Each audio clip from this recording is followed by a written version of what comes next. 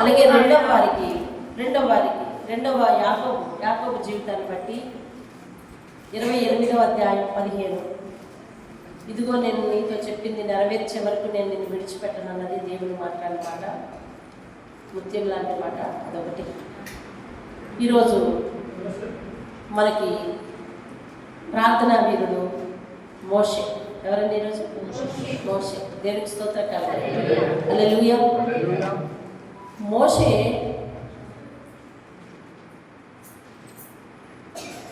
ఐగుప్తు దేశంలో చూడండి, యోసేపు సంతానం ఉండిపోయారు కదా, యాకోబు సంతానం యోసేపు అందరూ వెళ్ళి అక్కడ స్థిరపడిపోయారు కదా.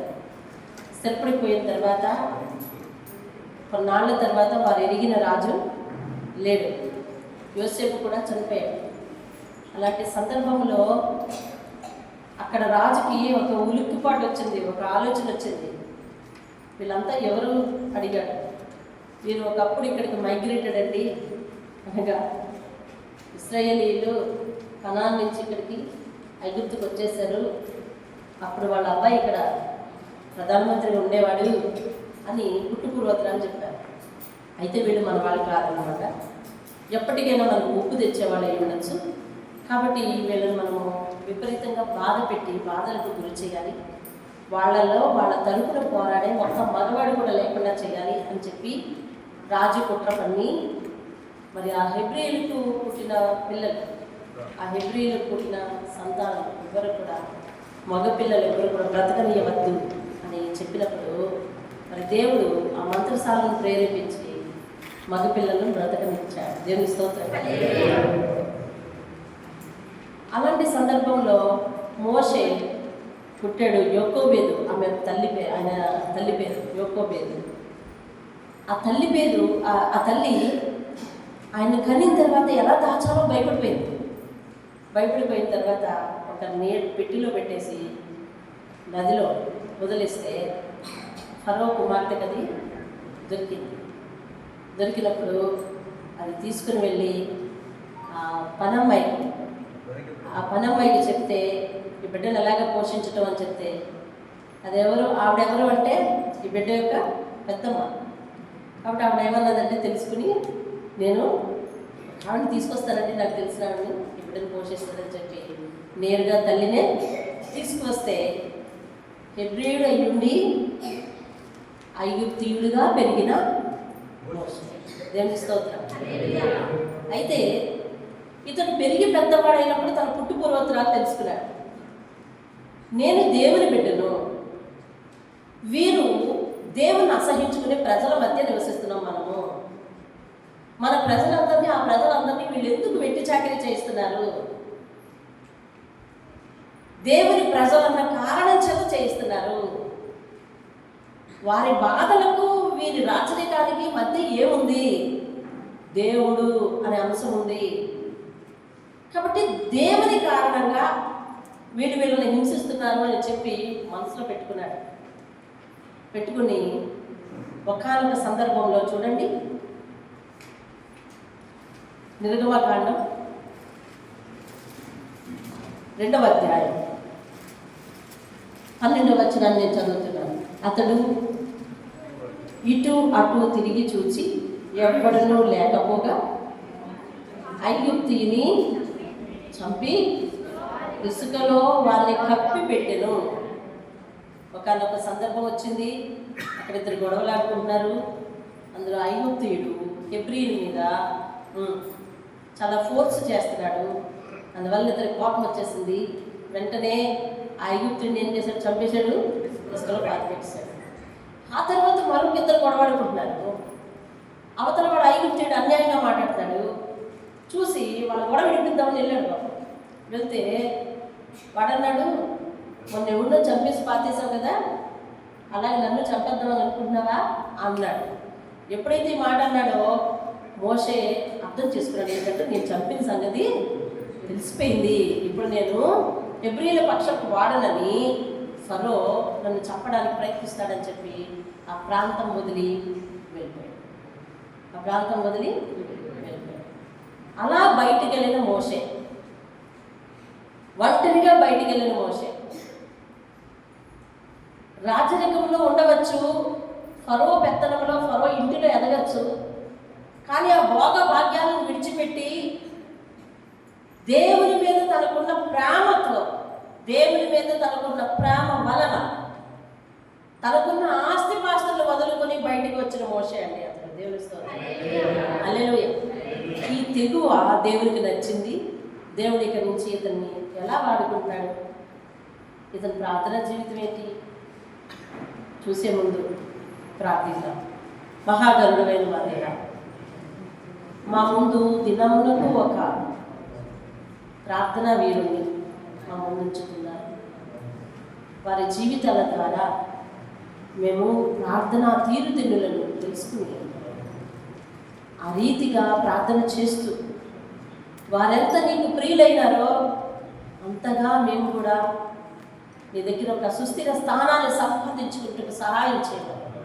ప్రతి ఆత్మను నీ చేతికి అప్పగించుకుంటున్నాను పరమ తండ్రి. ఆమేన్, ఆమేన్. దేవునికి స్తోత్రం కలుగునుగా. మోషే ఆత్మీయ ప్రయాణం నిర్గమకాండం 3వ అధ్యాయం నుంచి ప్రారంభమవుతుంది. ఏంటది? నిర్గమకాండం 3వ అధ్యాయం.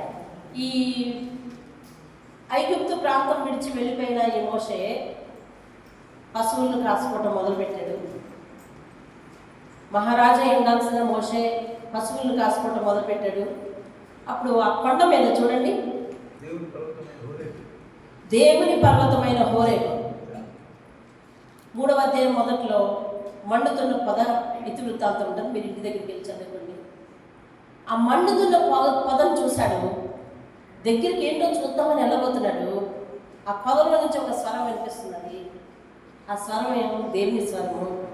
ఇది పరిశుద్ధ స్థలము, నువ్వు ఇక్కడికి మరి చెప్పులతో రావద్దు, చెప్పులు విడిచి రావాలి. చెప్పులకి సమస్తమైన మల్యం అంటుకుంటుంది. అవును కదండి? అవును. కాబట్టి చెప్పులు మనకేంటి? మన పాదాలకు రక్ష, మన పాదాలకు రక్ష. దేవుని దగ్గరికి వచ్చే ముందు వాటిని విడిచిపెట్టి రావాలి. మనకేదైతే రక్షణగా అనుకుంటున్నామో అది విడిచిపెట్టి రావాలి. ఏదైతే మనకు రక్షణ అనుకుంటున్నామో అది విడిచిపెట్టి రావాలి. దేవుడిచ్చే రక్షణ ఆశించి రావాలి. ఒకటి, దేవుని దగ్గరికి వచ్చిన తర్వాత మనము ఎలా నిలబడ్డాం చెప్పండి? ఆధారం మీద నిలబడ్డాం, అంతే కదా? మనం నిలబడ్డానికి ఆధారం ఏంటి? ఆధారం. మన శరీరంలో మనకున్న ఆధారం, అంటే మన సొంతంగా మనకున్న ఆధారాన్ని వెనక్కి పెట్టాలి. మనం దేవుని దగ్గరికి ఆధారం లేకుండా ముందుకెళ్ళాలి అంటే మోకరించాలి. ఏంటది? మనకి ఏదైతే మన దేహంలో మనకి ఆధారం అనుకుంటున్నామో మన సొంత ఆధారం ఏది, ఈ ఆధారాన్ని వెనక్కి పెట్టాలి. ఆధారం లేని వారిగానే ముందుకు నిలిచాలి, మోకరించాలి. దేవుని స్తోత్రం. హల్లెలూయా. కాబట్టి ఆ పాదరక్షణ పెట్టి బాబు అని అన్న తర్వాత పెట్టాడు, వచ్చాడు, మాట్లాడాడు. ఇంకా అక్కడి నుంచి 3వ అధ్యాయము 4వ అధ్యాయము వీళ్ళిద్దరు సంభాషణేనండి. దేవునితో సంభాషణ మనం ఏమనవచ్చు? తెలియని ప్రార్థన కదా. మోషేకి ఇప్పుడు తెలియని ప్రార్థన చేస్తున్నాడు. మోషేకి ప్రార్థన చేయడం తెలుసా? తెలియదు. కానీ దేవుడే నేరుగా ఇప్పుడు మోషేతో మాట్లాడుతున్నాడు. మనము ప్రార్థన చేసినా మనం ఆయన మాట వినాలనుకుంటాము, కొన్నిసార్లు వినలేము. కానీ దేవుడు మోషేతో స్వయంగా మాట్లాడుతున్నాడు. కారణం, మనం మాట్లాడిన దేవుడు మనము ప్రార్థించి నువ్వు మాట్లాడు, నువ్వే మాట్లాడు, నువ్వు మాట్లాడితేనే నేను చేస్తాను అంటూ ఉంటాం. దేవుడు అవసరం అనుకుంటేనే మాట్లాడు, లేకపోతే ఆయన ఎక్కువ మన మనసులో ఉండి లీడ్ చేస్తుంటాడు. దేవుని స్తోత్రం. దేవుడు అవసరం అనుకుంటేనే మాట్లాడతాడు, లేకపోతే మన మనసులో ఉండి ఏం చేస్తాడంటే మనల్ని లీడ్ చేస్తాడు. కాబట్టి అలాగైతే మనతో మాట్లాడని మనం పట్టుపట్టు కూర్చోకూడదు. దేవుడు బైబిల్ గ్రంథంలో చాలా మంది మూర్ఖులకే ముందు కనిపించాడు. అర్థమవుతుంది? మూర్ఖులకే ముందు కనిపించాడు. కాబట్టి దేవుడు కనిపిస్తేనే, దర్శనం వస్తేనే మనం ఉత్తములం లేదా ధన్యులం అని అనుకుని సర్టిఫై చేసుకోవడానికి వీల్లేదు. దేవుడు అవసరం అనుకుంటే మాట్లాడతాడు, అంతే. దేవుని స్తోత్రం. హల్లెలూయా. అప్పటి వరకు వాక్య రూపంలో, దర్శన రూపంలో, సేవకుల రూపంలో మనసులో ఉండి ప్రేరేపిస్తూ ఉంటాడు. ఏమండి? ఇది జరిగే సంగతి. అయితే మోషేతో దేవుడే స్వయంగా మాట్లాడుతున్నాడు. ఎందుకు మాట్లాడుతున్నాడంటే ఆయనలో దేవుడు అంటే ప్రేమ, దేవుని ప్రజలంటే బాధ్యత చూశాడండి. దేవుని స్తోత్రం. ఎలాగండి? దేవుడు అంటే ప్రేమ, దేవుని ప్రజలంటే బాధ్యత చూశాడండి. ఆ బాధ్యత చూశాడు. ఈ రెండు కలిగి ఉన్న అతడు తన సొంత ఆస్తిపాస్తులను వారసత్వంగా వచ్చే రాజరికపు వ్యవస్థను కూడా వదులుకొని వచ్చాడు. దేవుని కొరకు నువ్వేం వదులుకుంటున్నావో అది చూస్తాడు. దేవుడు అంటే ప్రేమ నీకు ఎంత ఉందో దేవుడు అది చూస్తాడు. అర్థమైందండి? దేవుని ప్రజలు నీ తోటి సంబంధం నువ్వు ఎలా ప్రేమిస్తున్నావో అది చూస్తాడు. దేవుడు నీ మనసులో చూసే లక్షణాలు ఎలాగా? మొదటిది, దేవుడు అంటే ఎంత ప్రేమ ఉందో చూస్తాడు. రెండవది, తోటి సహోదరులను నువ్వు ఎలాగ ప్రేమించగలుగుతున్నావో అది చూస్తాడు.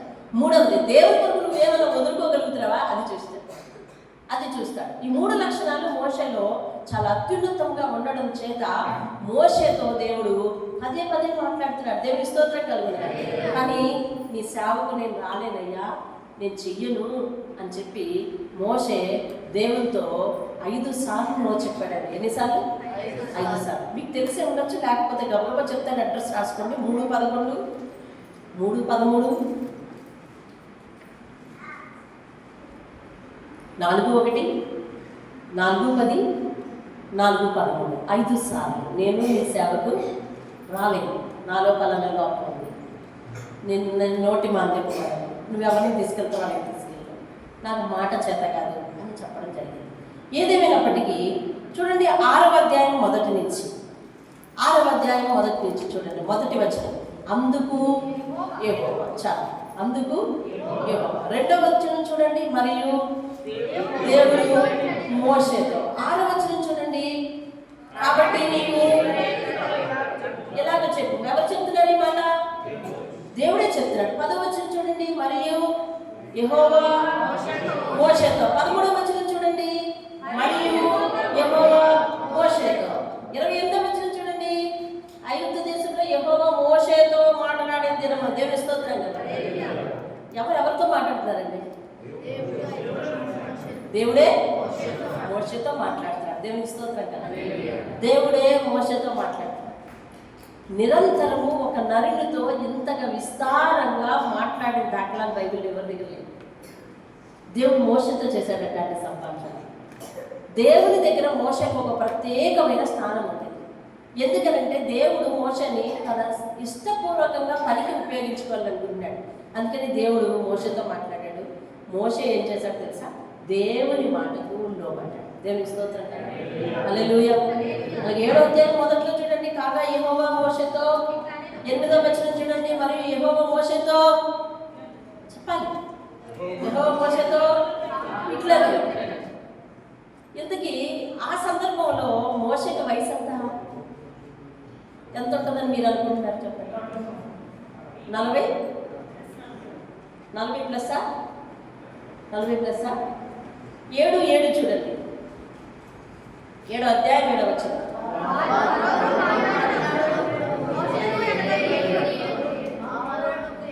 అహరోనుకు 20 50 80 మన భాషలో 80. మోషేకి ఎన్నమ్మా? అహరోనుకి ఎన్ని? వీళ్ళిద్దరికి 3 సంవత్సరాల గ్యాప్ అన్నమాట. సరేనా? 80 సంవత్సరాల వయసులో దేవుడు సేవకు ఉపయోగించుకుంటాడు. కాబట్టి చాలా జాగ్రత్తగా ఉండండి. మాకు వయసు పెరిగిపోయింది, లేకపోతే నేను ఎందుకు దేవుని పని చేస్తాను అని అనుకుంటే ఏమో ఎప్పుడు ఎవరు ఎలా ఉపయోగపడతారో తెలియదు. కాబట్టి చూడండి, మోషేకు 80 సంవత్సరాల వయసులో దేవుడు తన పనికి ఉపయోగించుకోవాలనుకుంటాడు. దేవుని స్తోత్రం కలుగుతుంది. హల్లెలూయా. కాబట్టి 8వ అధ్యాయం 13కి వచ్చేసరికి మోషేకి దేవునికి ఎలాంటి ఫ్రెండ్షిప్ పెరిగిపోయిందో చూడండి. 8:13 ఇది మీరు చదవండి. యెహోవా చాలు ఏంటది? మీరు కరెక్ట్గానే చదివారా? యెహోవా మోషే మాట చొప్పున. ఎవరెవరు మాట చొప్పున చేయాలి? మాట్లాడరేవండి, అర్థమైందన్నారు కదా. చేయాలి. 8:31 చూడండి. ఎలాగండి? యెహోవా మోషే మాట చొప్పున. అసలు ఎందుకు వీళ్ళు దేవుడు ఏం చెప్పినా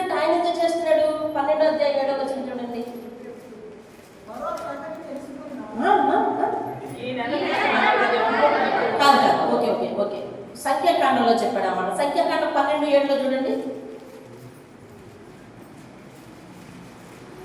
4 కాండాలకు సరిపడగా ఉన్న నాయకుడండి మోషే. ఆది కాండం తప్పించి నిర్గమకాండం నుంచి ద్వితీయోపదేశ కాండం వరకు అతడు నా ఇల్లంతటిలో. ఎవరు చెప్తున్నారు ఈ మాట? ఎవరి కోసం చెప్తున్నాడు? మోషే కోసం చెప్తున్నాడు. అతడు నా ఇల్లంతటిలో నమ్మకమైన వాడు అని చెప్తున్నాడు. అసలు ఎందుకు ఇలా చెప్పాల్సిన సందర్భం వచ్చిందంటే, అక్కడ ఒక సందర్భం జరిగింది. సందర్భం ఇప్పుడు మనకు అనవసరం, కానీ ఆ సందర్భాన్ని బట్టి వాళ్ళ అక్క, వాళ్ళ సొంత సోదరి వెంటనే పక్కోళ్ళతో ఏం చేస్తుంది తెలుసా? గుడికేస్తుందంట, సొడిగేస్తుందంట. ముందు సొడుగుడు అలవాటు మనలో చాలా మందికి ఉంది కదా. మన పరిచయం కొత్తలో చాలా అమ్మ నువ్వే, అబ్బా నువ్వే అంట. పరిచయం అయిపోయిన తర్వాత, లేకపోతే ఇప్పుడు బెడిచికొట్టిన తర్వాత ప్రత్యేకంగా బండి పెట్టుకొని మరి చచ్చే అలాగా చచ్చే ఇలాగా అంటాం. సొడిగాడంట. ఎవరి మీద? ఎవరు? వాళ్ళ సోదరి మోషే మీద సొడిగింది. వెంటనే దేవునికి కోపం వచ్చిందండి. వెంటనే దేవునికి కోపం వచ్చింది. అతను పడుతున్న కష్టం ఏంటి, అతను చేసిందేంటి, మీరు సొడుగుడేంటి అని చెప్పి వాళ్ళతో ప్రత్యక్షమై మాట్లాడుతూ, మోషే గురించి మీరు మాట్లాడుతున్నారు, మోషే నా ఇల్లంతట్లో నమ్మకమైన వాడు అని చెప్తున్నాడు. దేవుని స్తోత్రం కదా. అలా సొనిగినందుకు పాపం ఆమె ముఖం మీద కుష్ఠరోగం కూడా వచ్చేసిందంట. మరి వచ్చేస్తే మోషే ఏం చేశాడు మరి చూడండి, 13వ వచనం, 12వ అధ్యాయం 13వ వచనం. మోషే ఎలుగెత్తి దేవా దయచేసి మెను బాగు చేయి, యెహోవాకు మొరపెట్టెను. ఏం ప్రభు అలా చేసావు అని అంటే ఖచ్చితంగా దేవుడు చెప్పే ఉంటాడు కదా. వీళ్ళు నీ మీద సొడుగుతున్నారు కాబట్టి నేను ఒప్పుకోలేదు అనుకుంటాను, అంతే కదా. సరే తగ్గించేస్తే జరిగింది అనుకోలేదు, చూసావా? అనుకోలేదు, చూసారు. కాబట్టి మీ గురించి ఎవరైనా చెడుగా చెప్తున్నారని అనుకున్నారు అనుకోండి, మీరు ఒకంత వాళ్ళ మీద బాధపడాలి తెలుసా. వాళ్ళ గురించి బాధపడాలి, వాళ్ళ అన్న మాటలను బాధపడ్డం కాదు. మీకు అర్థమైందా నేను చెప్పింది? సత్య, నీ మీద ఎవరైనా చెడుగా చెప్పుకుంటున్నారని అవతల వచ్చి నీకు చెప్పారనుకో, నువ్వు అవతల వాళ్ళ మీద బాధపడి జాలి పడాలి. ఎందుకో తెలుసా? They are in dangerous zone. అందులో ఉన్నారు డేంజరస్ జోన్. ఏమో దేవుడు ఒకరిత వాళ్ళ మీద మళ్ళీ ఏ విధంగా ఉంటుందో. కాబట్టి మనం ఏం చేయాలి తెలుసా? మన కోసం ప్రార్థన చేయాలి. అర్థమైంది? నా కోసం ఏమైనా విషయం తెలిసిందనుకో, మన మీద ఒక రకంగా ముందు బాధ, మనిషిగా బాధపడతారు. అంత ముందు అంత నమ్మకంగా ఉన్నారు, ఇప్పుడు ఏంటి అలాగా అని మా బంధువుల కోసం ఎవరి గురించి తెలిసిన తరువాత వాళ్ళు డేంజరస్ జోన్లో ఉన్నారు కదా, దేవా వాళ్ళకి ఏ హాని జరగకూడదు అని ప్రార్థిస్తాం. మనం ప్రార్థించాలి. ఈరోజు మన గొలుసు ప్రార్థనలో ఏ ప్రార్థన చేస్తామో తెలుసా? మన మీద ఎవరైతే విరోధంగా ఉంటారో, మన కోసం ఎవరైతే కోపం పెట్టుకొని ఉంటారో, మన కోసం ఎవరైతే చెడుగా ఇతరులకు చెప్తున్నారో, పదే పదే తెలిసిందో వాళ్ళ కోసం చేద్దాం. అవి రెడీ? ఓకేనా? దేవుని దగ్గర సమాధానం, దేవుని స్తోత్రం. వాళ్ళ కోసం చేద్దాం ఈరోజు ప్రార్థన. మోషే చేశాడు ఏంటి తెలుసా? ఎలుగెత్తి చేశాడంటే, గట్టిగా చేశాడంటండి, నెమ్మదిగా చేయడా. అయ్యో ప్రభువా, అక్కకి కుష్టి వచ్చేస్తే అలాగా పాపం ఆమె కుష్టి తగ్గే వరకు అక్కడ ఆగిపోవలసి వచ్చింది, ప్రయాణం ఆగిపోవలసి వచ్చింది. చూసారా? ఇతరుల కొరకు మధ్యత్వ ప్రార్థన కాక సాధారణంగా ఇతరుల కొరకు ప్రార్థన చేయమంటే ఓ ఓ ఓ చేసేస్తాం. వాళ్ళని క్షమించి చేయగలగాలి, అది క్షమించి చేయగలగాలి. ఎలుగెత్తి చేశాడంట. దేవా ఎలాగంటండి? పదం చదవండి మీరు. ఎలుగెత్తి దయచేసి ఈమెను పాపం నుంచి కాదు, దయచేసి. ఎవరెవరిని బతిమాలుకున్నాడు? మోషే యెహోవాను బతిమాలుకున్నాడు. ఏమని? దయచేసి నా యందు దయ ఉంచి అంటున్నాడు. దేవుని స్తోత్రం. నా యందు దయ ఉంచి, నా యందు దయ ఉంచయ్యా, నా యందు దయ ఉంచి ఆమెను బాగు చేయి. అంటే మోషేలో ఇతరులను క్షమిస్తూ చేసే ప్రార్థన అన్నమాట. ఇతరులను క్షమిస్తూ చేసే ప్రార్థన. దేవుని స్తోత్రం. మొన్నటి ప్రార్థన ఏకదాటి ప్రార్థన, నిరంతర ప్రార్థన, అబ్రహాము ప్రార్థన. నిన్నటి ప్రార్థన నువ్వు దీవించే వరకు వదిలిపెట్టను నాయనా అని తెల్లవార్లు తన సమస్యల కోసం, దీవెన కోసం, ఆశీర్వాదం కోసం బ్రతిమాలుకుని చేసే ప్రార్థన. ఈరోజు మనల్ని ద్వేషించే వారి కొరకు చేసే ప్రార్థన. అసలు క్రీస్తు యొక్క తత్వం ఇదే కదా. మొన్నటిది ఇండివిజువల్, నిన్నటిది ఇండివిజువల్. అది వ్యక్తిగత అవసరాలు, వ్యక్తిగత ప్రమాదాలు, వ్యక్తిగత భయాలు. కానీ ఈరోజు చేసే ప్రార్థన ఎలాంటి ప్రార్థన తెలుసా? ఇతరులను క్షమించే ప్రార్థన. దేవుని స్తోత్రం. దేవుని ఉద్దేశపు ప్రార్థన ఈరోజు మనం చేసేది. దేవుని స్తోత్రం. సరే చూడండి, ఈయన చేశాడు, ప్రార్థన చేశాడు. ఎలా చేశాడు అంటే ఎలుగెత్తి చేశాడట. దేవుని స్తోత్రం కదా. మనం మళ్ళీ నిర్గమకాండం దగ్గరికి వెళ్ళిపోదాం. అక్కడే ఎక్కువ మోషే మరి తన యొక్క ప్రార్థన విధానాన్ని కూడా ఉంచారు. 9వ అధ్యాయం 13వ వచనం చూద్దాం. చూడండి, 9వ అధ్యాయం 9వ అధ్యాయమైనా చదువుతున్నారు? 9వ అధ్యాయం 3వ వచనమా? 33వ వచనం చదవండి. 33వ వచనం. తర్వాత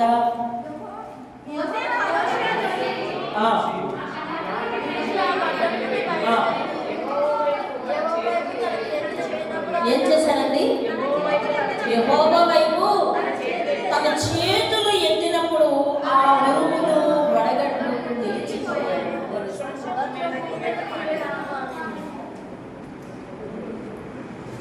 ఏం చేశాడు ఇక్కడ? ప్రార్థన చేతులు ఎత్తి ప్రార్థన చేశాడు. అతడు ఎలుగెత్తి చేతులెత్తి. 2 చదువుతున్నారా? ఎలుగెత్తి చేశాడు ఇందాక, ఇప్పుడు చేతులెత్తి ప్రార్థన చేస్తున్నాడు. తర్వాత చూడండి 14వ అధ్యాయం 15వ వచనం చూద్దాం. 14, 15. ఈరోజు మనం వ్యక్తిత్వాన్ని బట్టి కాదు, ప్రార్థన విధానాలను మాత్రమే ధ్యానిస్తున్నాం కదా. 14, 15. అంతలో యెహోవా మోషేతో ఇలా అన్నాడు. ఏమనంటే, నీ నేను నాకు మొర పెడుతున్నాను. అంటే ఏం చేస్తున్నాడు? ప్రార్థన చేస్తున్నాడు. ఏం చేస్తున్నాడు?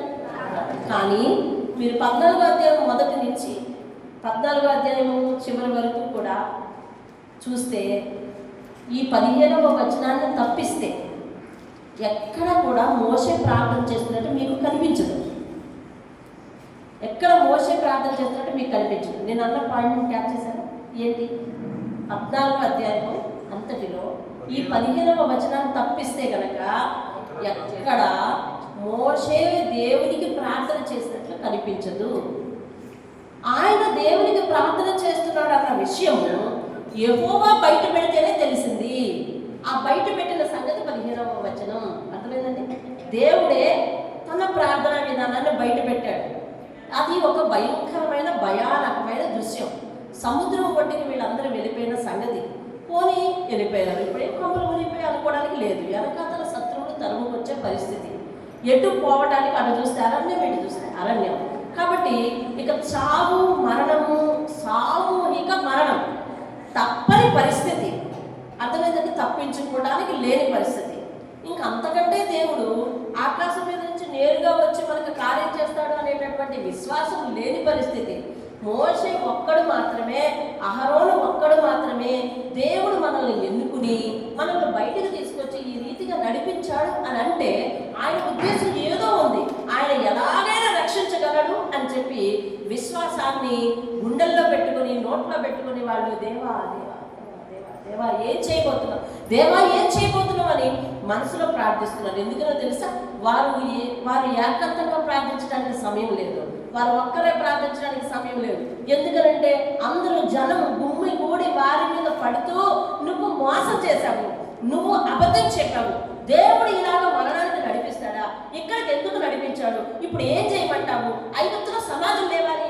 ఒక్కొక్కరు కూడా అటు నుంచి ఇటు నుంచి అటు నుంచి పొడి చేస్తున్న పరిస్థితులు, మాటల తోటాల చేత పొడి చేస్తున్న పరిస్థితులు. ఈ సందర్భంలో మోషే చేయగలిగిన ఒకే ఒక అస్త్రం ఏమిటి అంటే మనసులో ప్రార్థన.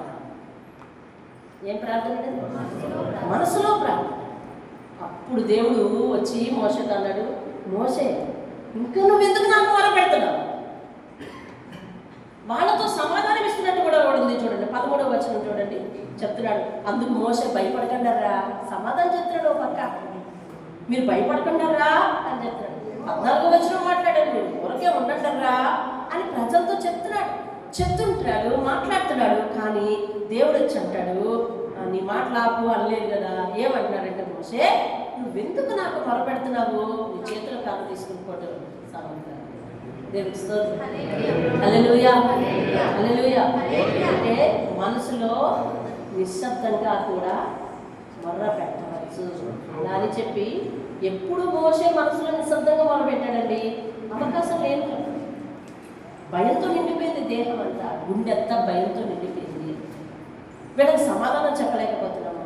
అలాంటి ఇరుకున పడిన సందర్భంలో అతని మనసులో దేవుని గోచారేస్తున్నాడు అనమాట. దేవుడికి మొర్ర పెట్టేస్తున్నాడు అనమాట. బతిమాలేస్తున్నాడు అనమాట.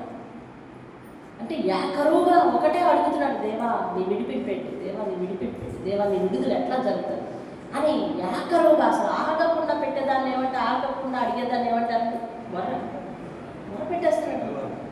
చూసారా? అంటే మనుషులుగానే ఉండి మాట్లాడుతూ కూడా ఆయన భయాన్ని, ఆయన యొక్క నమ్మకాన్ని, లేదా ఆయన యొక్క చూడవలసిన అద్భుతాన్ని దేవుని దగ్గర పెట్టాయా, నేనేం అద్భుతాన్ని చూడబోతున్నాను, ఇక్కడ ఏం చేయబోతున్నావు, ఏ అద్భుతాన్ని చేయబోతున్నావు అని మొరపెట్టేస్తా ఉంటే దేవుడు ఆయనతో అంటాడు, ఎందుకు ఇంకా నాకు మొరపెడుతున్నావు, అవి దేవుని స్తోత్రం కదా, నీ చేతిలో కర్ర పెట్టి చేస్తున్నాడు. దేవుని స్తోత్రం కలుగుతుంది.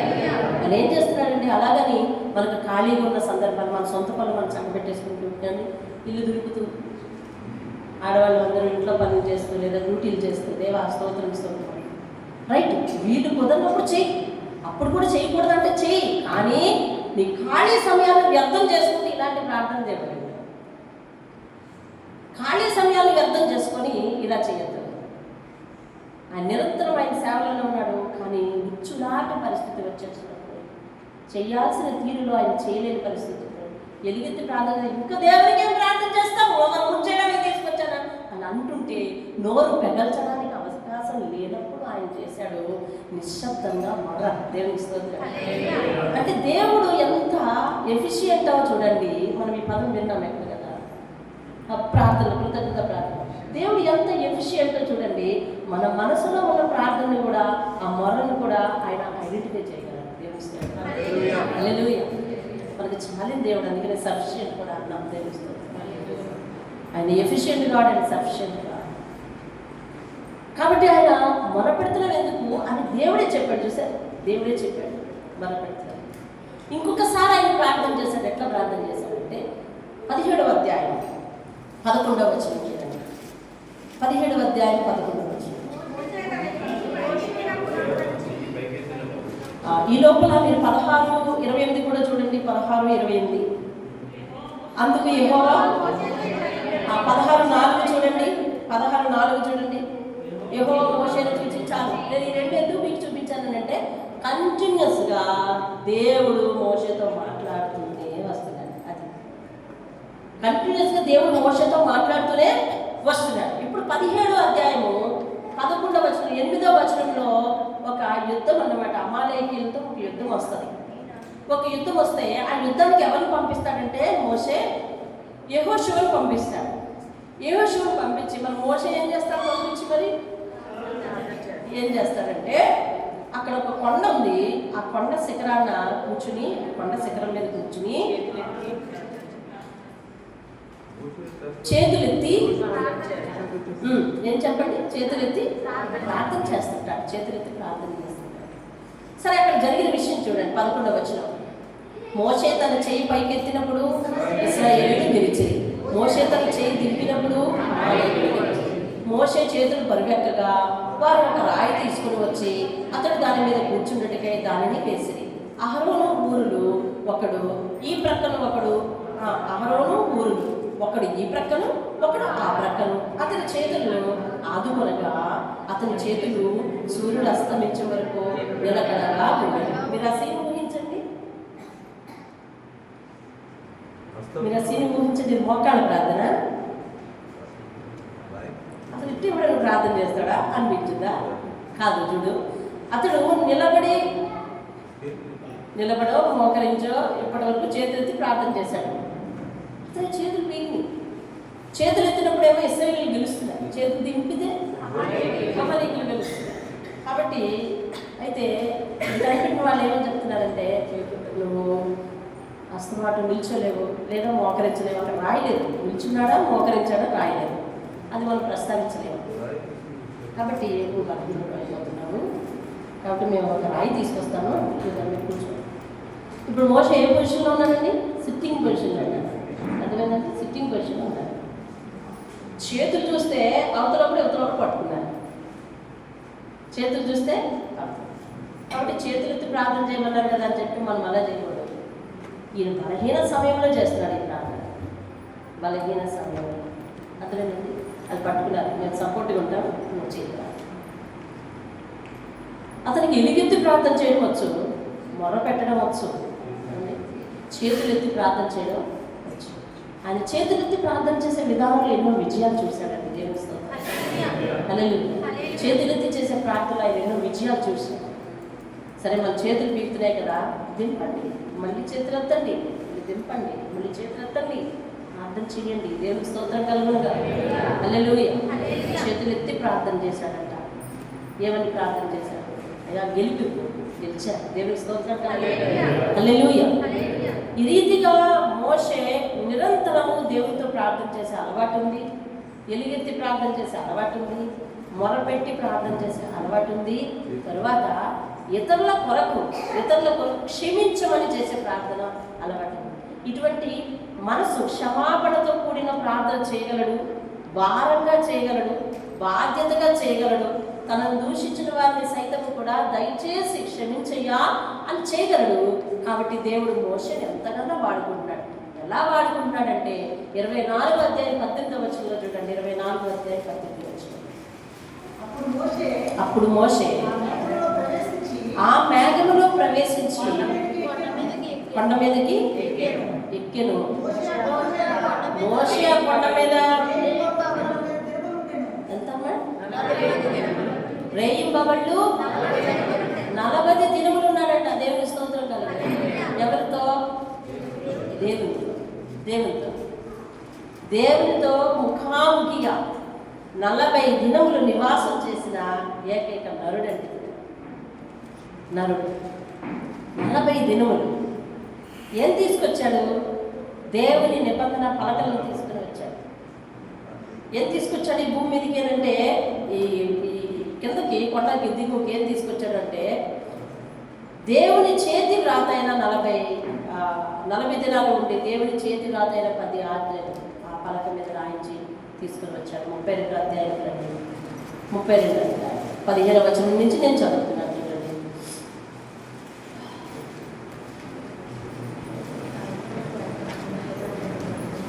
మోషే 2 శాసనములు గల 2 పలకలను చేత పట్టుకుని కొండ దిగి వచ్చెను. అవి ఆ పలకలు ఇరు ప్రక్కలను రాయబడ్డాయి. అవి ఈ ప్రక్కను ఆ ప్రక్కను రాయబడి ఉండెను. ఆ పలకలు దేవుడు చేసినవి. ఆ పలకల మీద చెక్కబడి ఏమున్నాయమ్మా? చెక్కబడిన వ్రాత దేవుని చేవ్రాత. దేవుని స్తోత్రం. హల్లెలూయా.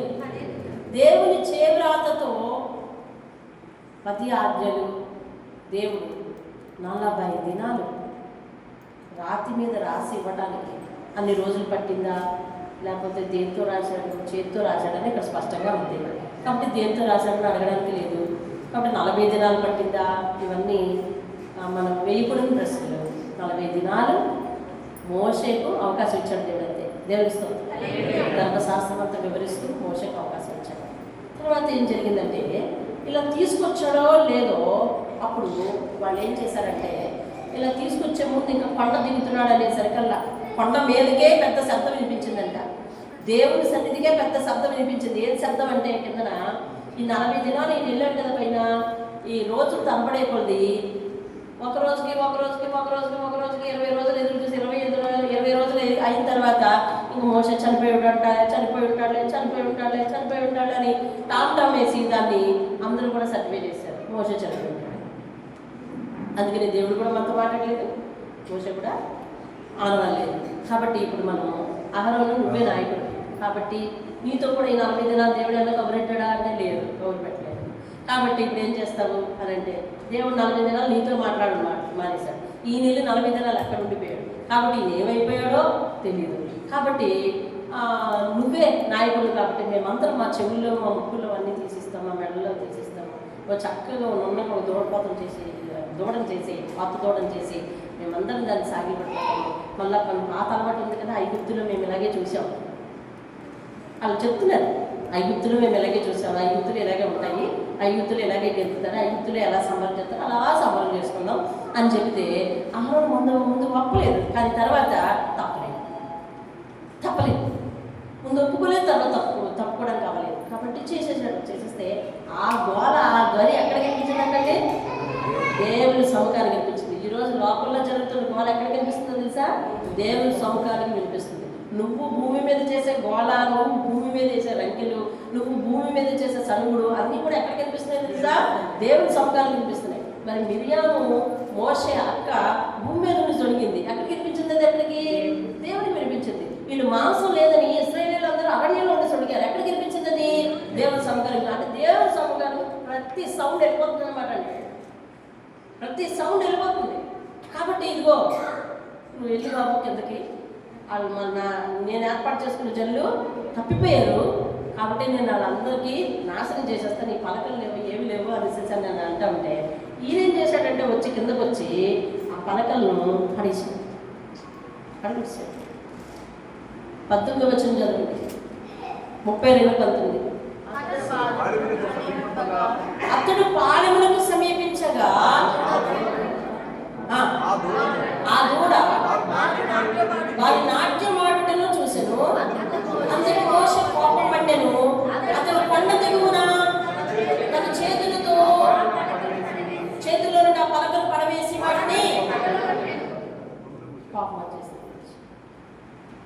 కోపం వచ్చేస్తే ఏమండి దేవుడికి కూడా కోపం వచ్చేస్తుంది. ఎలాగా చూడండి,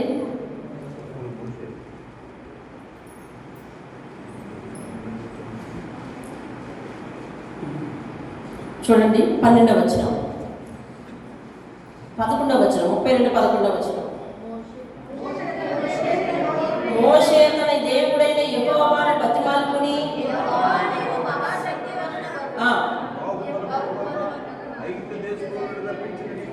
9వ వచనం నుంచి నేను చదువుతున్నానండి. చూడండి, నేను చదువుతున్నాను.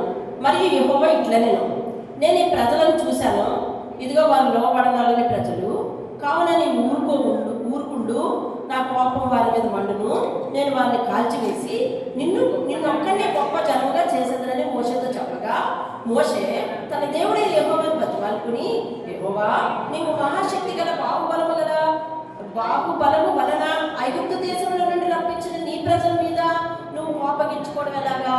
నీ కోపం మండనేలా? ఆయన కొండలలో వారిని చంపినట్లు, భూమి మీద నుండి వారిని నశింప చేయనట్లు కీడు కొరకే వారిని ఐగుప్తు నుండి తీసుకుని వెళ్ళిపోయాడని చెప్పుకుంటారు కదా.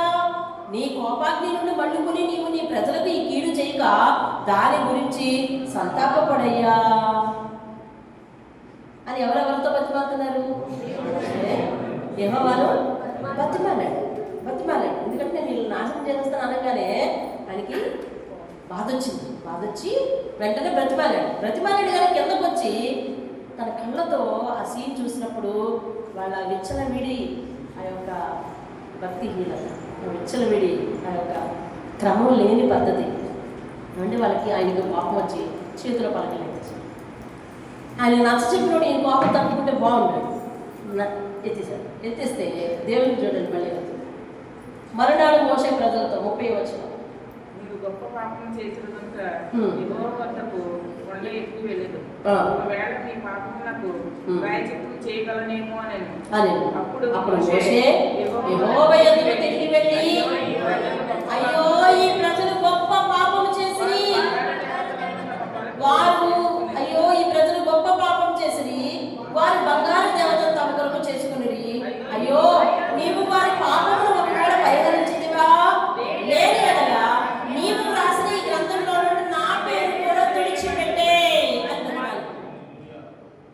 ఏమన్నాడండి మోషే దేవుని దగ్గరికి వెళ్ళి? వారి పాపాలు ఒకవేళ ఆయనకి రియలైజేషన్ వచ్చిందన్నమాట. పలకలు ఎత్తేసేయడంతా నాకే కోపం వచ్చేసిందంటే దేవుడికి చాలా కోపం వచ్చేసింది. నేను ఇందాకైతే చెప్పొచ్చాను ఏమని, వీళ్ళ మీదకి కోపం రానివ్వకయ్యా. వాళ్ళ దేవుడు ఐగుప్తులో సుఖంగా ఉండే వాళ్ళని తీసుకెళ్ళి కొండల మధ్యకి తీసుకెళ్ళి చంపేశాడని అంటారు తప్ప వాళ్ళు చేసిన అవిధేయత తెలీదు. కాబట్టి అలా చెయ్యొద్దు అని మోషే దేవుడిని బతిమాలుకున్నాడంట. బతిమాలుకుని మళ్ళీ ఇప్పుడు అంటున్నాడు, ఇదిగో నేను దేవుడిని బ్రతిమాలుకుంటాను. ఎలా బ్రతిమాలుతాడంట? అయ్యా మీరు గొప్ప పాపం చేశారు, వారి యొక్క పేర్లు జీవగ్రంథం నుంచి తొలగించుకో. నువ్వు వాళ్ళ పాపం పరిహరించలేదనుకో, జీవగ్రంథం నుంచి వారి పేర్లు తుడిచిపెట్టేసావనుకో, నా పేరు కూడా ముందు తుడిచిపెట్టేసాను. దేవుని స్తోత్రం.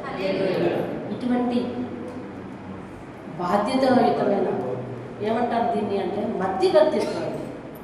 మధ్యవర్తిత్వం యేసుక్రీస్తు మనకు మధ్యవర్తిత్వం చేయడానికి వచ్చాడు ఈ భూమి మీద. అవును కదా?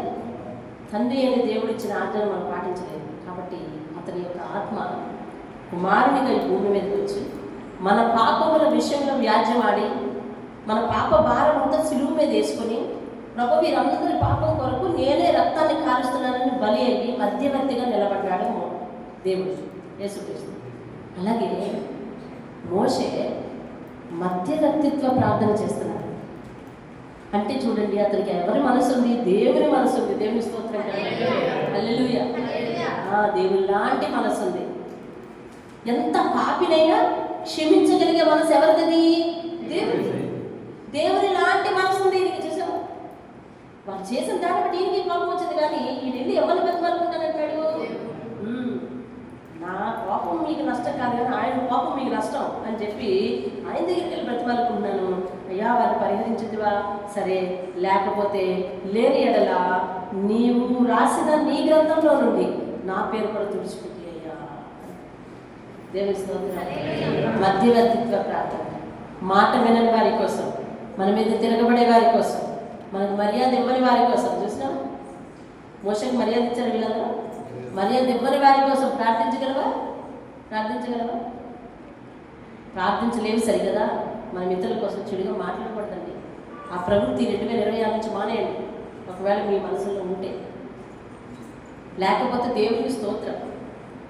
దేవుడు మీ హృదయాన్ని పరిశుద్ధ పాత్రగా వాడుకుంటాడు. అర్థమైందా? వాళ్ళ కోసం ప్రార్థన చేయాలని బైబిల్ చెప్తుంటే అది చెయ్యక వాళ్ళ కోసం మనము నిండుగా ఎట్టి పరిస్థితుల్లో మాట్లాడకూడదు. మన కోపాన్ని మన దగ్గర పెట్టుకోవాలి. మోషే కోపాన్ని మోషే దగ్గర పెట్టుకున్నాడు. పలకలు ఎత్తాడు తప్ప వాళ్ళు మాత్రం అంటున్నా. వాళ్ళ గురించి అంటున్నాడు, ఇదిగో మీ గురించి నేను ఆయన దగ్గరికి వెళ్ళి బతిమాలుకుంటాను. అయ్యా నువ్వు పరిహరించవా? పరిహరించకపోతే నువ్వు రాసిన గ్రంథం నుంచి ముందు నా పేరు తీసే. నా పేరు తీసే. నేను నరకానికి వెళ్ళిపోవడానికి తెలిసింది. పేరు జీవగ్రంథం నుంచి పేరు తీసేస్తే ఏమవుద్దండి? మధు జీవగ్రంథం నుంచి పేరు తీస్తే ఏమవుతామా? వసంత ఏమవుతుంది? నరకానికి వెళ్ళిపోతాను. నేను నరకానికి వెళ్ళిపోతాను. నేను నరకానికి వెళ్ళి నా పేరు తీసే. దేవుని మీద దేవా పరిహరించు. దేవునికి స్తోత్రం కలగాలి. హల్లెలూయా. ఇది ఒక త్యాగభరితమైన ప్రార్థన అండి. అంతే కదా? పేరు తీసేయి అన్నాడనంటే త్యాగభరితమైన ప్రార్థన. దేవుడు మోషే మాట విన్నాడా లేదా? మోషే మాట విన్నాడా లేదా? విన్నాడు. దేవుని స్తోత్రం కలగాలి.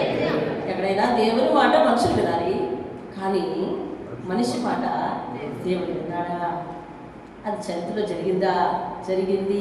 దేవుని స్తోత్రం కలగాలి. అందుకే మనం ఒక వీడియో కూడా చేసాం. ఎవరి మాట వినాలి, ఎవరి మాట విన్నారు అని వీడియో చేశాం. అందులో టాపిక్ ఇదే, ఎవరెవరి మాట వినాలి. మనిషి దేవుడి మాట వినాలి. కానీ దేవునికి ఎంత ప్రేమో తెలుసా? మనం ఆయనకి తగినట్టుగా జీవిస్తే మనం చెప్పినట్టుగా ఆయన వింటాడండి. దేవుని స్తోత్రం. హల్లెలూయా. ఇది మోషే విషయంలోనే కరెక్టా? మన విషయంలో కూడా కరెక్టే అవుతుంది. కాబట్టి మనం మధ్యవర్తిత్వం ప్రార్థన చేయాలి. మన ముందు ఇంకా 15 నిమిషాలు సమయం ఉంది. మోషే మరొకసారి వెళ్ళి మరొక 45 రోజులు 34 చూడండి. 34 అధ్యాయం 18 అనుకుంటా. 34 అధ్యాయం 18 అనుకుంటున్నాను. ఏమండి?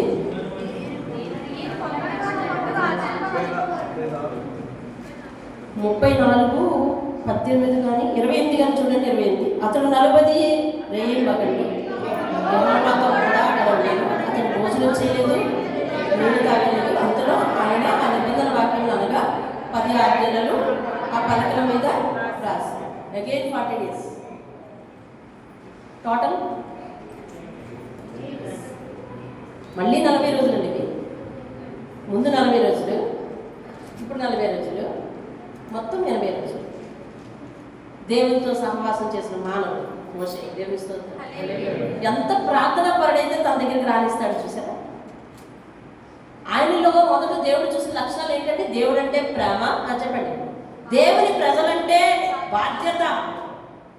దేవుని ప్రజలంటే బాధ్యత అండి. దేవుని కొరకు తను తాను నష్టపరుచుకునే సంగతి. దేవుని ప్రజలంటే, దేవుని మాట అంటే ప్రేమ, దేవుడు అంటే ప్రేమ అతనికి. ఆ ప్రేమతోనే మరి అంత తెగువ చూపించగలిగాడు. ఐగుప్తుని చంపడం ఇదంతా కర్కసత్వం కాదు. హంతకుని దేవుడు ఎట్లా కోరుకున్నాడు? కారణం ఏంటంటే అన్యాయాన్ని ఎదిరించాడు అంతే. హంతకుని దేవుడు కోరుకుంటాడా? కాదు, అన్యాయాన్ని ఎదిరించాడు అంతే. ఆ మనసుని ఎన్నుకున్నాడు. దేవుని ప్రజలంటే ఒక బాధ్యత ఆయనకి. నీకు తెలుసా సంఘం అంటే బాధ్యత? సంఘంలో ఏదన్నా ఒక ఇది ప్రార్థన అవసరం ఉందని మనము గ్రూప్లో పెడుతున్నాం. దాని గురించి నువ్వు ఎవరైనా నీ వ్యక్తిగత ప్రార్థనలో ఎత్తి ప్రార్థన చేస్తున్నావా? అలా ప్రార్థన చేసేటప్పుడు సెల్ ఫోన్ ముందు పెట్టుకుంటావా? ఆ ప్రార్థన అంశాలు ముందు పెట్టుకుంటావా? వాళ్ళ సమస్య తీరేదాకా తీరిందా లేదా అని ఆరా తీసి కనుక్కుంటావా? అర్థమైందండి? ఎంతటి కోపాలున్నా, ఎంతటి శత్రుత్వాలున్నా, వారికి అవతల వారికి కష్టం వచ్చిందంటే కనుక మనము వాటన్నిటిని విత్డ్రా చేసుకోవాలండి. వీళ్ళు తప్పు చేస్తే ఇతను దేవుడు వాళ్ళు ఏమి అన్నవలేదు కదా. అంటే చూడండి, ఒక సేవకుడు దేవుని యొక్క కోపము మన మీద నగులుకోకుండా మధ్యవర్తిగా ఉంటాడట. అది కీర్తన గ్రంథంలో కూడా మాట ఉంది. మీకు దేవుని చిత్తం అయితే ముగింపులోగా చూపిస్తాడు. మోషే అడ్డుపడిన దేవుని ఉగ్రత ప్రజల మీద రాకుండా మోషే అడ్డుపడ్డాడని రాసి ఉంటుంది. దేవుని స్తోత్రం. సేవకుడు చేసేది ఏంటో తెలుసు, దేవుని ఉగ్రత మన మీదకి రాకుండా. మనం అవిధేయులు అయినప్పటికీ కూడా దేవుడు తన ఉగ్రత మన మీద చూపించుకున్న సేవకుడు అడ్డుపడతాడంట. అర్థమైందండి? కాబట్టి మనం ఇరుగు పొరుగు ఇటు అటు, లేకపోతే మన తోటి సహోదరులు వీళ్ళందరి గురించి ఏదైనా ఒక చెడు వార్త, లేకపోతే వాళ్ళ ఇళ్ళలో ఎవరికి బాగోలేదు, లేకపోతే ఏదో బాగోలేదు ఏదో తెలిసింది అని అంటే అది మళ్ళీ మనకు ఒక ముగింపు తెలిసే వరకు, ఒక శుభవార్త తెలిసే వరకు కూడా, వారి కష్టం నుంచి బయటపడ్డారని అని తెలిసే వరకు కూడా మనం ప్రార్థించాల్సిన వారమే ఉన్నాం. ఇదిగో మీరు దేవుని ఉగ్రత నుంచి బయటపడ్డారని తెలిసే వరకు కూడా దేవునికి ఒక అడ్డు ఇస్తాడు. ఏమనంటే నా పేరు తీసేయి. ఇదేమిటంటే దేవునికి అడ్డేయడు. నా పేరు తీసేయి, జీవనంలో నుంచి నా పేరు తీసేయి, నువ్వు క్షమించేలాగా లేవు, నా పేరు తీసేయి అంటున్నాడు. దేవుని స్తోత్రం కలిగి. అంటే ఇప్పుడు జీవగ్రంథంలో ఒక మాట నేను చెప్పి మన ముందు ఇంకా 15 నిమిషాలు ఉంది, వినండి. జీవగ్రంథంలో నుంచి నా పేరు తీసేయి అని మనిషి అడిగాడు. నీ ఒక్కసారి తరగతి చూస్తాను కానీ వీళ్ళందరినీ అంతం చేసేస్తానని అన్నాడు దేవుడు. అల్లే ఏం చేశాడు? మాట విని వాళ్ళందరినీ క్షమించాడు. ఎవరి కోసం తెలుసా? ఒక్కడి కోసం. ఆ విషయాన్ని మీరు గమనించాలి. ఒక్కడి కోసం. జనం అందరి మీద కోపం వచ్చింది ఆయనకి కదా. అందులో ఆహారం కూడా ఉన్నాడు. అవునా? ఆయన స్పష్టంగా మాట్లాడేటప్పుడు చెప్పాడు, నేను ఈ ప్రజలందరినీ నాశనం చేస్తాను, నిన్ను గొప్ప జనంగా చేస్తాను. మీ అన్నదమ్ములు ఇద్దరినీ అనలేదు, నిన్ను గొప్ప జనంగా చేస్తాను. అందుకని ఈయన ఎవరి మీద ప్రేమ చూపిస్తున్నాడో దేవుడు చూసుకున్నాడు, అది అడ్డేశాడు.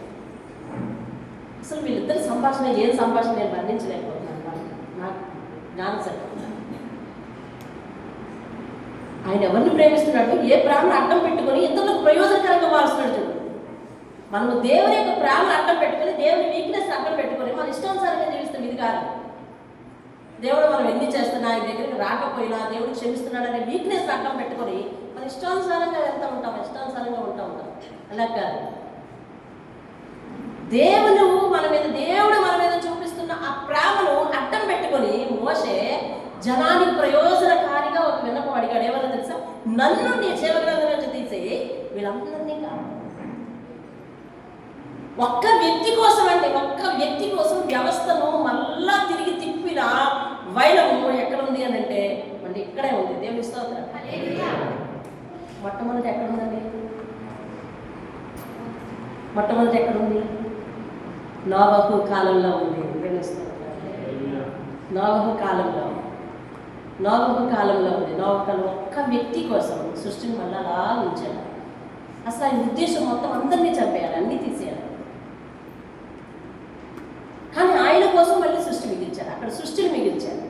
జనాన్నే మిగిల్చాడు దేవుడు. దేవుని స్తోత్రం.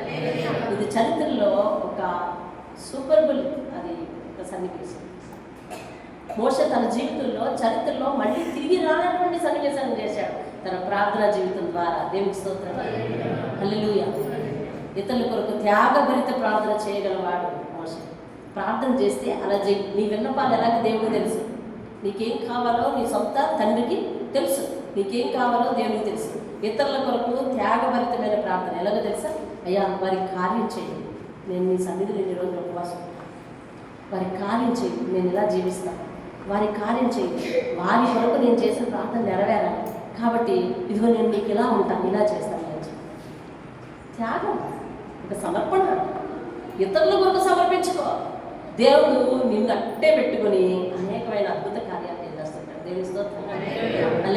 హల్లెలూయా. నేను ప్రతిదీ మీతో చెప్పను. మీరు ఒక్కొక్క కష్టం చెప్పుకుంటా వస్తే నేను దేవుడికి ఒక్కొక్కటి సమర్పించుకుంటా ఉంటాను. అయ్యా ఇన్ని గంటలు నిలబడి ప్రార్థన చేస్తాను, లేదా ఇన్ని గంటలు బైబిల్ చదువుతాను, లేదా ఇన్ని గంటలు నా ఓపికను బట్టి, ఆ రోజు నా యొక్క స్థితిగతులను బట్టి ఇతరుల కొరకు ఒక త్యాగభరితమైన ప్రార్థన నువ్వు ఎప్పుడైతే చేస్తావో నీ గురించి ఆయనకు అన్నీ లెక్క తెలుసు, కాబట్టి అన్నీ కాపలా కాసే బాధ్యత ఆయనది. దేవుని స్తోత్రం. హల్లెలూయా. హల్లెలూయా. కాబట్టి ఈరోజు మనం ఎవరి కోసం ప్రార్థన చేయబోతున్నాం? ఎవరి కోసం? మనల్ని ద్వేషించేవారు.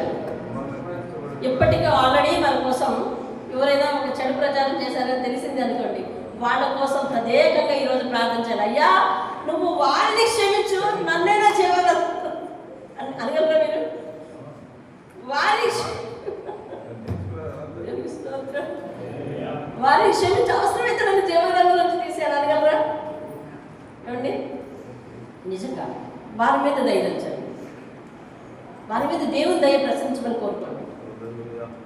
అర్థమైందా? హృదయాలు మార్చమని కోరుకోండి.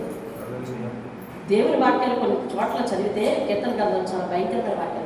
ఎప్పుడైతే మనము మన శత్రువు మీద లేదా మనకి ఎవరినైతే పగగా చేసుకొని వారి మీద చెడుగా మాట్లాడుతున్నామో దేవుడు అంటే వెంటనే పార్టీ మార్చేసి వచ్చేస్తాడంట. అలాంటి భయంకరమైన వాక్యాలు ఉన్నాయండి. నాకున్న మధ్యవర్గాల పలానా చోట ఉందని మీకు చెప్పలేకపోతున్నాను, మీకు చూపిస్తాను. అలాంటి భయంకరమైన వాక్యాలు ఉన్నాయి. ఏంటంటే నీకు ఇచ్చిన దాన్ని బట్టి నువ్వు పొందిగ్గా ఉండగా అవతల వారిని అస్తమాట దూషిస్తా ఉన్నావు అనుకో, దేవుడట ఏం చేద్దాం తెలిసి యువత నుంచి పార్టీ మార్చేసి అవతల ఎవరినైతే దూషిస్తున్నా వాళ్ళ పక్షాలు వెళ్ళిపోతుంది. అది ఎంత ఘోరమైన మాట చూడండి. ఈయనేమంటున్నాడంటే కొన్ని కోపం నీకు కోపం వస్తే వచ్చింది కానీ ఇంత కోపం తెచ్చుకోకు, ఆ కోపాన్ని బట్టి నన్ను తీసి వాళ్ళని తీసుకెళ్ళినట్టున్నాడు. దేవుని స్తోత్రంగా. హల్లెలూయా. ప్రార్థిద్దాం, మోకరిద్దాం. ఈరోజు మృత్యు లాంటి మాట 32 అండి. దేవుని స్తోత్రం. 32 మృత్యు లాంటి మాటలు 40 రోజులు మృత్యు లాంటి మాటలు పోగేసుకునే వారికి మరి ఇస్తున్నది 32. దేవుని స్తోత్రం కలుగునుగా. హల్లెలూయా. త్యాగభరితమైన ప్రార్థన, మధ్యవర్తిత్వ ప్రార్థన చేయాలి. దేవుని స్తోత్రం. హల్లెలూయా. హల్లెలూయా. హల్లెలూయా. హల్లెలూయా. హల్లెలూయా. హల్లెలూయా. హల్లెలూయా. హల్లెలూయా. త్యాగభరితమైన ప్రార్థన, మధ్యవర్తిత్వ ప్రార్థన చేయాలి. దేవుడి కొద్ది మాటలను దీవించి మన వినికిడిలో ఆశీర్వదించి మనలను గొప్ప ప్రార్థన విధానంలోనికి తీసుకుని వెళ్ళునుగా. ఆమేన్. ఆమేన్. మనమందరం ఇటు ప్రార్థన చేద్దాం. మరి జ్ఞాపకం చేసుకోండి, మీ జీవితంలో ఎవరు అలాగున్నారో వారి నిమిత్తం ప్రార్థన చేద్దాం. మహాగణుడమైన మా తండ్రి, నీ పరిశుద్ధ పాదములకు వందనాలు, స్తుతులు, స్తోత్రాలు చెల్లిస్తున్నాం. అయ్యా నీ బిడ్డలుగా ఉన్న మా పైన మీకు ఎంతో ఒక ప్రేమ ఉందని వాక్యం సెలవిస్తున్నది. అయ్యా తండ్రి ఒక ప్రత్యేకమైన ప్రేమ మాపై చూపిస్తున్నారు. మా నిమిత్తం మా జీవితంలో ఎవరైతే వ్యతిరేకంగా లేస్తా ఉన్నారో, వ్యతిరేకంగా మాట్లాడుతున్నారో, అయ్యా తండ్రి వ్యతిరేకంగా బాధ కలిగిస్తూ ఉన్నారో, దేవా తండ్రి నాయన వారు మమ్మల్ని ప్రేమించినప్పుడు ఎంతగా హత్తుకుని మాట్లాడారో, ఇప్పుడు ద్వేషించేటప్పుడు ఆ మాటలనే ఎంత నాయన తండ్రి నాయన విరుద్ధంగా పలుకుతూ ఉన్నారో అవన్నీ కూడా మీరు జ్ఞాపకం చేసుకోండి.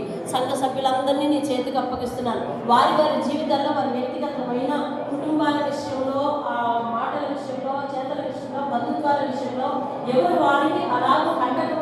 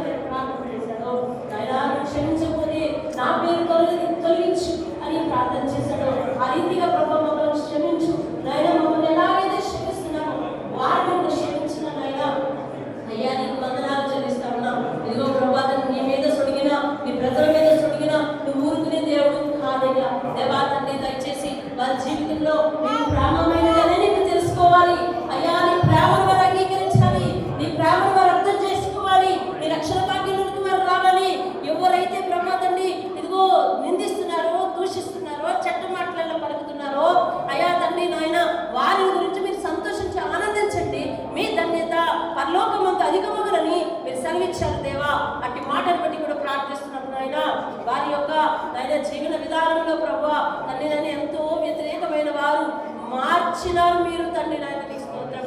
అలాగే వారిని కూడా మార్చు, మాతో పాటు పరలోక రక్షణను పరలోక భాగ్యాన్ని అందుకున్నట్లో వారెంత మాత్రం వెనకబడక మాతో పాటు పరలోకంలో నాయన కలిసి ప్రవేశించినట్లు సహాయం చేయండి అయ్యా. నీకు వందనాలు చెల్లిస్తూ ఉన్నాం ప్రభా. అయ్యా ఏది ఏమైనప్పటికీ మాకు ఏది అవసరమో నీకు తెలుసు, మమ్మల్ని ఏ విధంగా నడిపించుకోవాలో మీకు తెలుసు, మా మనసు ఏంటో మీకు తెలుసు, మా ఆలోచనలు ఏంటో మీకు తెలుసు, సమస్తమును ఎరిగిన దేవుడు ప్రభా. అయ్యా అందుకు విరుద్ధంగా నీకు విరోధంగా రూపొందింపబడిన ఏ ఆయుధాన్ని కూడా నేను వర్ధిల్లింప చేయనని మీరు సెలవించిన మాట ప్రకారం అయ్యా తండ్రి నాయన వారు మాకు విరుద్ధంగా పన్నాగా మాత్రం నెరవేర్చద్దు కానీ వారిని క్షమించు ప్రభువానికి స్తోత్రములు. వారిని క్షమించిన నాయన దావీదు మీద ఎంతో విరుద్ధంగా ఆయన ఎంతో మంది పన్నాగం పన్నారు. వారి పన్నాగాలన్నీ కూడా వారి యొక్క ప్రణాళికలన్నీ కూడా నువ్వు రద్దు చేశావు. దయచేసి ప్రభువా తండ్రి నాయన అలాగే ప్రణాళికలు రద్దు చేయగాని నాయన వారిని మాత్రం ప్రభువా అయ్యా తండ్రి పరలోక ప్రణాళికల నుంచి రద్దు చేయకున్నా నాయన దీవించండి, ఆశీర్వదించండి. పాపి అయినా నాయన తండ్రి నాయన పౌలుకు ప్రభువా అయ్యా తండ్రి నాయన నీకు పరలోకంలో స్థానం ఇవ్వలేదా తండ్రి నాయన, అలాగే నువ్వు క్షమించే దేవుడు, క్షమించుటకు సిద్ధ మనసు గలవాడవు అయ్యా తండ్రి నాయన. వారి పాపమును వారి తప్పును మా తప్పుగా భావించి క్షమించి మా విషయంలో వారిని నాయన అయ్యా తండ్రి నాయన క్షమించమని మరొకసారి వేడుకుంటున్నాం. ఇంకా సంఘ కుటుంబాలన్నింటినీ మీ చేతికి అప్పగిస్తున్నాం ప్రభా. అయ్యా తండ్రి అందరి విషయంలో ఎవరెవరైతే కంటగా ఉన్నారో వారందరినీ నీ చేతికి అప్పగించుకుంటున్నాము. కృప చూపించి మీ నామానికి మహిమ తెచ్చుకోమని అయ్యా నీ కృప నాయన తండ్రి మా పట్ల మా ఎడల నిండారుగా ఉంచి నాయన ఎవరైతే మాకు విరుద్ధంగా ఉన్నారో వారినే మాకు అత్యంత సన్నిహితులుగా మార్చి నీ పరలోకములను పట్టణానికి వారి వారసులు చేయమని మరొకసారి ఇదేన సేవకులను నిన్ను అడిగి వేడుకుంటున్నాను పరమ తండ్రి. ఆమేన్ ఆమేన్. చిత్తం యేసు రక్తమే జయము, శిలువ రక్తమే జయము, యేసు నామమే సంపూర్ణ విజయం కలుగును గాక, అపవాద క్రియలకు అనంత నాశనం కలుగును గాక. ఆమేన్. తండ్రి అయిన దేవుని ప్రేమ, కుమారుడైన యేసుక్రీస్తు వారి యొక్క కృప, పరిశుద్ధాత్మ యొక్క అన్యోన్య సహవాసం మేము ఈరోజు సన్నిధిలో చేసిన ప్రతి ప్రార్థనకు జవాబిచ్చి ప్రభువా సంతోష సమాధానాలతో వారిని మమ్మల్ని నింపుదువుగాక. ఆమేన్ ఆమేన్.